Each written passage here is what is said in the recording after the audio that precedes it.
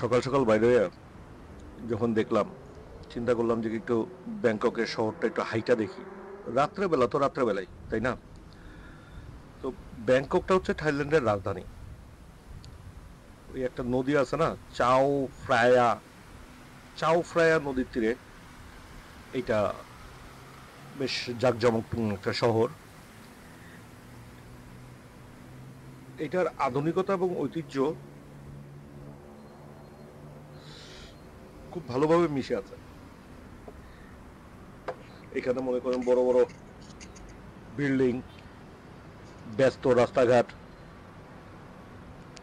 ঐতিহ্যবাহী বৌদ্ধ মন্দির একই সাথে মনে করেন পাশাপাশি দাঁড়ায় আছে, কোনো অসুবিধা নেই। ব্যাংককের ইতিহাসের দিকটা যদি দেখেন তাহলে এটা অনেক পুরানো। 50 শতাব্দীর দিকে ছোট্ট একটা গ্রাম ছিল। পরবর্তীতে আয়ুথায়ার পতনের পর রাজা তাকসিন সিয়ামের নতুন রাজধানী হিসাবে প্রতিষ্ঠিত হয়। এরপর থেকে ব্যাংকক বেশ ভালোই বাড়তে থাকে।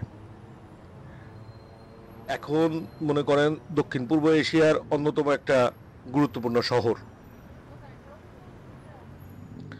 ব্যাংককে কেবল তার বৌদ্ধ মন্দির বা ঐতিহ্যবাহী বাজারের জন্যই বিখ্যাত নয়, এখানে কিন্তু মুসলিম পর্যটকদের জন্য রয়েছে এক অসাধারণ অভিজ্ঞতা। পৃথিবীর বিভিন্ন প্রান্তে ছড়িয়ে আছে মুসলিম অধ্যুষিত এলাকা। পৃথিবীর কেন, দূর ভাই, ভুল করছি, শহরের এবং হালাল খাবারের বাজার, যেটা কিনা থাই সংস্কৃতির একটা ভিন্ন চিত্র তুলে ধরছে।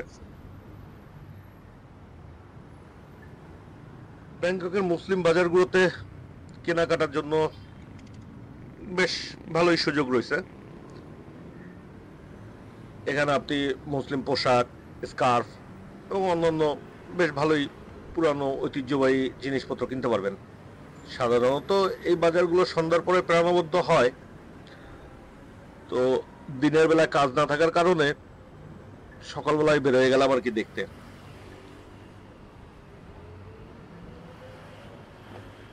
যে কোনো পর্যটকের জন্য এটা একটা ভালো অভিজ্ঞতা।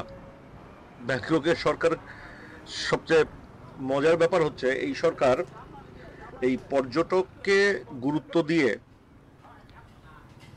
হালাল শিল্পকে বেশ উৎসাহিত করে। থাইল্যান্ডে প্রায় 1500 কোম্পানি এবং 3500 রেস্টুরেন্ট হালাল সনদপ্রাপ্ত। অনেকেই মনে করে যে এখানে হালাল খাবার পাওয়া যায় না, কিন্তু না, বেশ কিছু জায়গা আছে খুব ভালোই, প্রচুর দোকান। এই যে যেমন আমি যে রাস্তা দিয়ে হাঁটতেছি, এই রাস্তায় মনে করেন যে আশেপাশে যাই দেখেন সবই কিন্তু হালাল।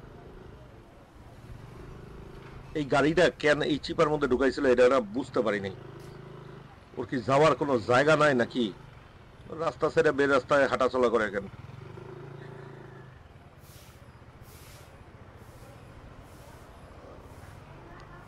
আর এই যে যে মুসলিম যে জায়গাগুলো আছে, এই জায়গাগুলোতে মনে করেন খাবার দাবারও বেশ বেশ বিচিত্র আছে। আরে ভাই, তুই দাঁড়া না এক জায়গায়, কেন এমন করস?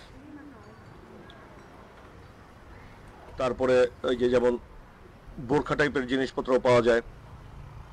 মানে এই জায়গাটায় আমি প্রায় যতটুকু দেখলাম যে কি মুসলিম কান্ট্রির থেকে অনেকেই এসে এখানে ব্যবসা বাণিজ্য করতেছে এবং বেশ ভালোই। বেশ কয়েক জায়গায় আরবিতে তারা ডাকতেছে, অ্যারাবিক ভাষায়। ভালোই লাগলো, খারাপ না। ছোট ছোট দোকান হইলেও বেশ জাঁকজমক।